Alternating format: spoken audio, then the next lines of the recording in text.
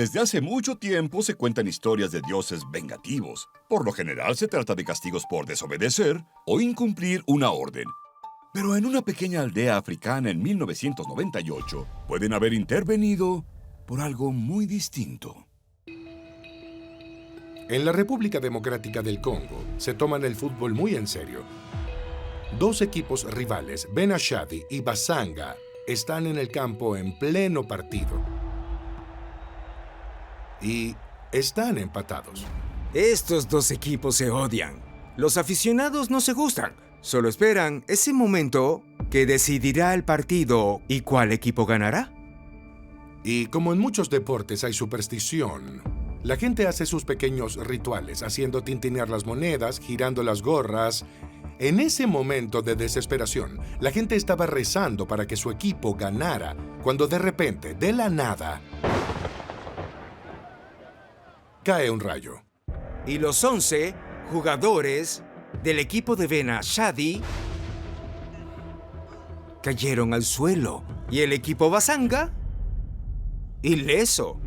Por desgracia, los 11 jugadores de Ben Ashadi murieron. ¿Pero fue solo un increíble golpe de mala suerte?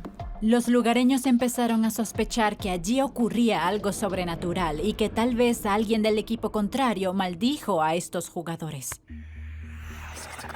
En este país, en esta parte del mundo, cosas como la brujería no se consideran totalmente absurdas.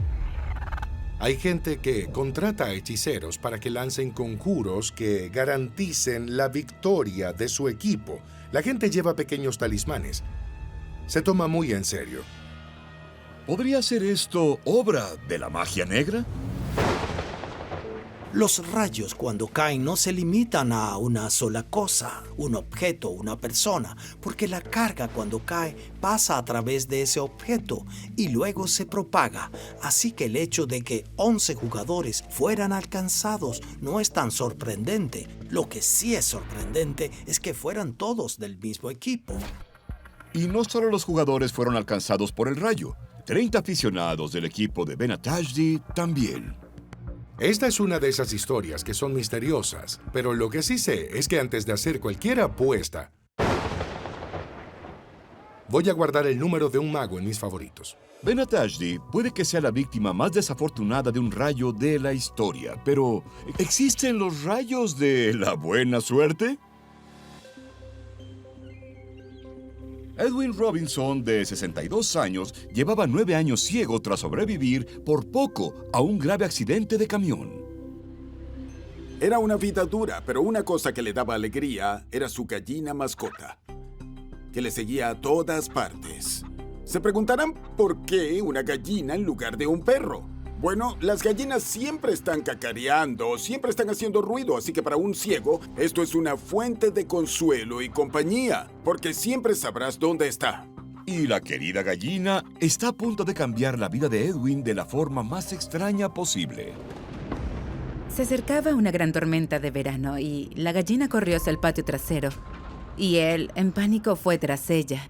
Estaba bajo un árbol llamando a su gallina, muy preocupado por ella, muy concentrado en encontrarla, cuando oyó un fuerte chasquido como el de un látigo gigante que cae justo encima de su cabeza. Y cayó inconsciente. Luego se despertó y no se sentía muy bien, así que entró a la casa y decidió acostarse un rato. Después de unos 20 minutos, se despertó y se dio cuenta de que algo había cambiado por completo.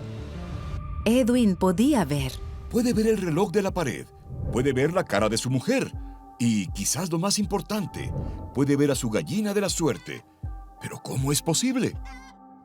Por supuesto, Edwin y su mujer fueron a ver a un médico. Tras un minucioso examen, el médico le dijo, no sé cómo, pero recuperaste la vista. Usted tiene una vista normal y buena. Los rayos son muy peligrosos. El 10% de ellos son mortales. Las víctimas pueden sufrir muchos problemas, trastornos de personalidad, convulsiones. Y esta es una de las pocas circunstancias que he visto en las que un rayo tuviera un efecto positivo. Así que es como si este rayo fuera una especie de terapia de electroshock que restableció todas las conexiones y permitió a Ed volver a ver. La mayoría desea un poco de intimidad en sus vacaciones, pero para esta pareja su valioso tiempo en privado está a punto de verse interrumpido por unos visitantes inesperados. Barney Hill, un cartero, y su esposa Betty, una trabajadora social, regresaban a casa desde las cataratas del Niágara y querían volver a New Hampshire lo antes posible, así que decidieron irse. Y mientras viajaban a altas horas de la noche, de repente vieron luces en el horizonte. Al principio piensan que es solo una estrella fugaz, hasta que de repente esa cosa se acerca a la parte trasera de su auto. Y mientras lo seguían, la luz o el objeto se hacía cada vez más brillante y él no podía deshacerse de la luz que ahora lo seguía a él y a su esposa. Entonces el objeto desciende y empieza a planear directamente delante de ellos, obligando a Barney a detenerse. Barney decidió buscar una pistola debajo del asiento. Luego salió corriendo para intentar ver a esa cosa. Vio algo que describió como del tamaño de un jet, pero era plano y redondo y tenía ventanas y pudo ver seres que parecían estar sonriendo, lo cual debía ser aterrador. A partir de ahí las cosas se vuelven aún más extrañas. Sintiendo miedo, apuntó con su arma a la nave, pero un impulso le dijo que no disparara y que se alejara. E inmediatamente se asustó porque alguien parecía haber accedido a sus pensamientos, así que decidió volver al auto y marcharse sin mirar atrás. Empezaron a oír un pitido rítmico procedente de algún lugar del auto y, de repente, perdieron el conocimiento. Cuando Betty y Barney despiertan, están a casi 60 kilómetros sin tener ni idea de cómo llegaron ahí. Aturdidos y confusos, se dirigen a casa.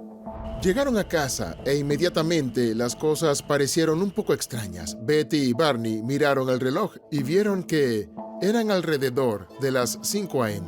Al menos 2 horas más de lo que habían planeado. Y todo esto les llevó a ponerse en contacto con las fuerzas aéreas, en donde habló con el Dr. Allen Hynek, que por aquel entonces, cabe señalar, era un escéptico del fenómeno ovni. Tras escuchar su historia, incluso el escéptico Dr. Hynek queda perplejo. Entonces abren un expediente en un programa secreto conocido como Proyecto Libro Azul. Este programa operó de 1946 a 1969 y en ese tiempo las fuerzas aéreas acumularon 13,000 informes de avistamientos y encuentros con ovnis. Mientras el gobierno investiga en secreto, Betty y Barney siguen tratando de lidiar con el inquietante incidente. Mientras tanto, los Hills estaban muy preocupados por su falta de memoria por lo que había ocurrido, así que decidieron ver al doctor Benjamin Simon, que empezó a hacer terapia de regresión con ellos, y es el tipo de terapia donde encuentran un recuerdo reprimido y lo revives bajo la hipnosis. El Dr. Simon decide grabar las sesiones individuales de Betty y Barney y revelan los terroríficos detalles ocultos en los recuerdos de los Hills.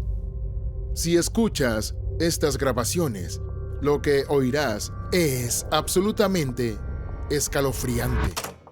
Iban a capturarnos, teníamos que huir. Iban a capturarnos. Los ojos. Nunca había visto los ojos así. Los seres que describieron tenían la piel grisácea, grandes cabezas calvas y profundos ojos ovalados. Y, como sabemos hoy, esta es nuestra imagen popular de lo que se conoce como grises, pero el hecho es que era 1961. Esa imagen no existía en ese entonces. Betty y Barney contaron lo que pasó después con estos seres. Fueron llevados a la nave OVNI y luego ambos fueron examinados. Fue una experiencia humillante y aterradora. Sus cuerpos fueron sondeados, arañados y les tomaron muestras. En 1965, un periódico de Boston publica la historia de los Hills y se convierte en una sensación internacional.